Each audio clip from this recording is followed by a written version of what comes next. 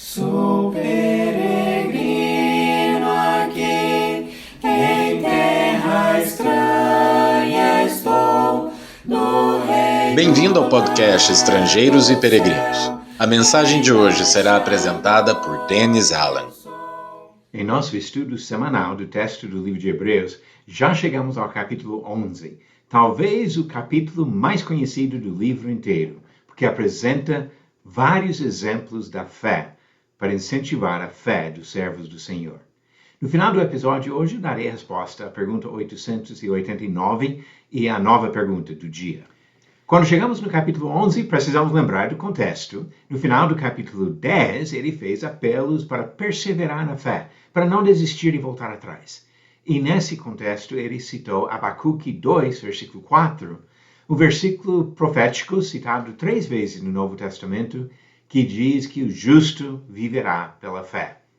Agora, entrando no capítulo 11, ele frisa a questão desta fé, no sentido principalmente de confiança em Deus, que Deus vai cumprir as promessas e que assim nós podemos olhar para frente com essa confiança que Deus é fiel e vai fazer tudo o que ele tem prometido.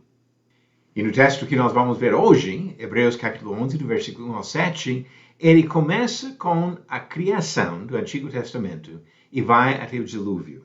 E quando falamos sobre as coisas começando no início do livro de Gênesis, eu quero usar para acompanhar nosso estudo uma maneira de dividir a história bíblica em 17 períodos. Eu já tenho usado isso em outros estudos.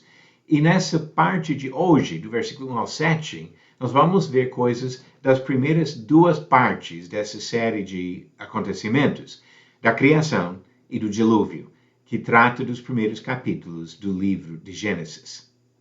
Vamos agora fazer a leitura do versículo 1 ao 7 e depois voltar com perguntas para enfatizar pontos principais do texto. Hebreus capítulo 11, do versículo 1 ao 7.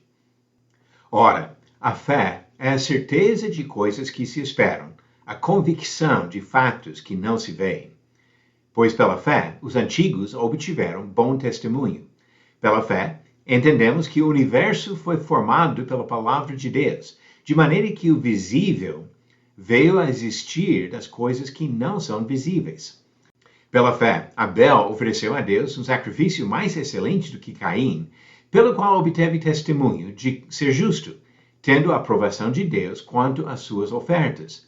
Por meio da fé, mesmo depois de morto, ainda fala. Pela fé, Enoque foi levado a fim de não passar pela morte. Não foi achado, porque Deus o havia levado. Pois antes de ser levado, obteve testemunho de que havia agradado a Deus. De fato, sem fé, é impossível agradar a Deus, porque é necessário que aquele que se aproxima de Deus creia que ele existe e que recompensa os que o buscam. Pela fé, Noé, divinamente instruído a respeito de acontecimentos que ainda não se viam, e sendo temente a Deus, construiu uma arca para a salvação de sua família. Assim, ele condenou o mundo e se tornou herdeiro da justiça que vem da fé. Vamos agora analisar esse texto por meio de algumas perguntas. Primeira pergunta aqui: como o autor explica a fé que serve para a perseverança do cristão? Ele diz logo no versículo 1 que a fé é a certeza de coisas que se esperam e a convicção de coisas que não se veem. Ou seja, tem uma perspectiva futura, olhando para o que ainda não aconteceu, mas confiando em Deus que ele cumpre as suas palavras. Então, ele usa a fé aqui não apenas como ideia de aceitação intelectual de fatos, mas de confiança que direciona a vida da pessoa que demonstra esta fé. E a segunda pergunta: desta maneira, ele exclui da verdadeira fé qualquer base histórica e factual? Se fala de coisas que não se veem, então ele está dizendo que nós não podemos acreditar em coisas por causa de fatos históricos? Mas esse não é o ponto. O fato é que os argumentos usados aqui citam fatos históricos como provas. Ele começa com as pessoas que reconhecem que o universo foi formado por alguém, existe, é visível. Depois ele fala sobre Abel, o sacrifício que ele fez, que obteve testemunho do Senhor, que Deus se agradou dele.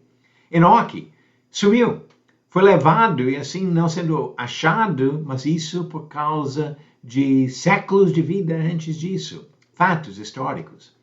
Noé construiu uma arca e assim, por meio disso, diz até que ele condenou o mundo e se tornou herdeiro. No dilúvio, a justiça de Noé fica em contraste com a desobediência e rebeldia de outros. E é nesse sentido que ele até condenou o mundo. Mas são fatos, coisas que aconteceram e assim servem como a base da nossa confiança, olhando para o futuro. E nisso já adiantei a resposta à próxima pergunta. Com a base histórica, a fé olha para onde? E aqui, novamente, ele fala de coisas que se esperam, coisas que ainda vão acontecer. Ele fala sobre a confiança que foi demonstrado depois da morte, que o que Abel fez, confiou em Deus, que cumpre promessas e que ainda no futuro teria cumprimento das promessas do Senhor. Enoque não passou pela morte, porque tem algo além da nossa morte. E no versículo 6, quando ele define a necessidade da fé para agradar a Deus, fala que Deus dá recompensa para aqueles que o buscam, olhando para frente. E assim, a salvação, a herança da justiça que vem da fé. Todo esse texto aqui olha para frente e vamos observar até nas próximas semanas que ele continua fazendo exatamente isso, com os vários exemplos que ele vai citar. Só mais uma observação sobre esses primeiros versículos aqui. Nós podemos até falar que ele olha para a eternidade, ou melhor, que ele olha de eternidade a eternidade, porque ele começa com a criação do nada, de tudo que existe, olhando para a recompensa que nós aguardamos. Então, da eternidade antes da criação para a eternidade depois desse mundo aqui, Deus existe e a fé confia nele. E agora que estamos traçando a história do livro de Gênesis, vamos relacionar os exemplos citados nesses primeiros versículos do capítulo 11 com os primeiros capítulos de Gênesis e as pessoas ou acontecimentos citados aqui. Ele começa com a criação, que é relatado para nós em Gênesis capítulos 1 e 2, que Deus formou o universo por sua palavra. Isso é um ponto que já observamos bem no início do livro de Hebreus e continua sendo fundamental a fé dos cristãos hoje em dia, que nós acreditamos que Deus criou o universo falando palavras. E assim o visível veio a existir porque Deus o fez. Ele depois fala sobre capítulo 4 de Gênesis, a fé de Abel, em contraste com o comportamento de Caim. E assim mostrando que existem realmente dois caminhos. Um caminho da fé e outro da desobediência, de desobedecer o que Deus diz. Depois ele passa para o capítulo 5 para falar sobre Enoque, no meio de um capítulo que fala sobre a morte, que os homens viviam um certo tempo, criaram filhos e morreram, e morreram, e morreram. Enoque não morreu. Ele foi levado, sumiu, porque ele demonstrou a fé durante a sua vida.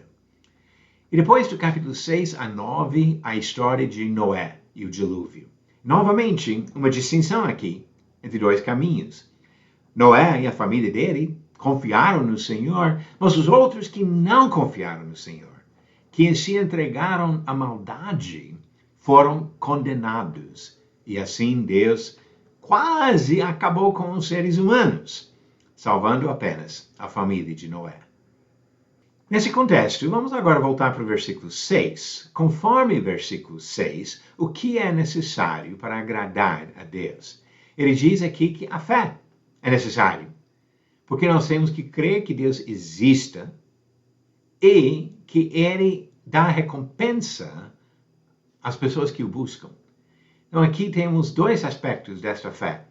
Não é somente acreditar que Deus existe, mas de reconhecer também que Ele observa a nossa vida e que nós estamos caminhando para o futuro, onde Deus vai dar recompensa para aqueles que o buscam, que demonstram a fé pelo seu comportamento e sua vida.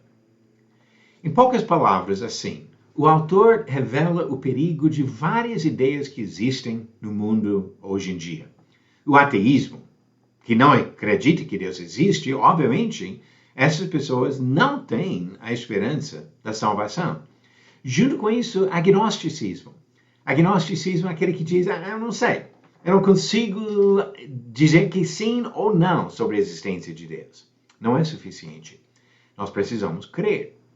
Tem outros que dizem que sim, Deus existe, mas ele se retirou da sua criação e não tem nada a ver com o que acontece hoje em dia. Chama-se de deísmo, essa ideia. Mas, no caso aqui, está dizendo que Deus não está recompensando aqueles que o buscam, que ele não está envolvido mais na sua criação.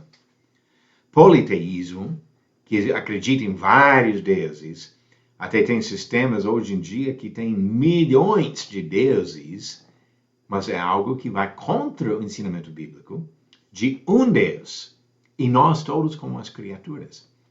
E o determinismo. Determinismo é a ideia que o homem foi predestinado a agir de uma certa forma e que ele não tem livre-arbítrio. Mas aqui diz que Deus recompensa aqueles que o buscam. Ou seja, nós temos escolhas. Nós temos opção de servir a Deus ou não, porque ele dá recompensa para aqueles que o buscam. Então, em um versículo só, ele mostra o perigo de várias filosofias e religiões que não reconhecem que o verdadeiro e único Deus existe e que ele dá recompensa para aqueles que o buscam. Vamos cultivar a nossa fé e evitar as filosofias e doutrinas que levam a pessoa para longe do Senhor. Agora, para encerrar o nosso estudo de hoje sobre Hebreus 11, do versículo 1 ao 7, algumas observações e conclusões que vêm desse texto. Nós temos estudado ao longo de vários capítulos o papel de Jesus na nossa salvação, que ele é o sacerdote, que ele é o sacrifício, que ele é aquele que abriu acesso ao céu. Agora estamos focando no papel dos seres humanos, a nossa resposta de fé a tudo isso que nós temos aprendido, de confiar em Deus para receber a recompensa da salvação eterna. Se Deus permitir, a partir do episódio da semana que vem, vamos continuar vendo esse capítulo 11 de Hebreus e os excelentes exemplos de pessoas que confiaram no Senhor, sabendo que Ele cumpre suas promessas. Passamos agora às perguntas do dia. Pergunta 889. Verdadeiro ou falso? Abraão foi justificado porque obedeceu perfeitamente a todos os mandamentos de Moisés. Esta afirmação é falsa. Diz em Gálatas capítulo 3, versículos 6 e 11, é o caso de Abraão que creio em Deus e isso lhe foi atribuído para justiça. E é evidente que pela lei ninguém é justificado diante de Deus, porque o justo viverá pela fé. E outro problema óbvio com essa afirmação é que Abraão viveu séculos antes de Moisés. Moisés foi um dos descendentes de Abraão e a lei de Moisés vem séculos depois de Abraão. E falando de Abraão, pergunta 890. No ensinamento do Novo Testamento, os verdadeiros descendentes de Abraão são aqueles que A. São descendentes biológicos de Isaac. B. Guardam o sábado e as festas judaicas. C. Têm fé. Ou D. Foram circuncidados ao 8º dia. A resposta no final do próximo episódio de Estrangeiros e Peregrinos. Acompanhando os primeiros versículos de Hebreus 11 e os primeiros capítulos do livro de Gênesis, encontramos vários exemplos excelentes de fé. Pessoas que confiaram nas promessas de Deus. É isso que ele deseja de nós. Devemos reconhecer que Deus existe e que ele dá recompensa àqueles que o buscam. Obrigado por nos acompanhar nessa jornada pelas Escrituras. Volte amanhã para ouvir mais uma mensagem do podcast Estrangeiros e Peregrinos. Seguimos pelo mundo a viajar.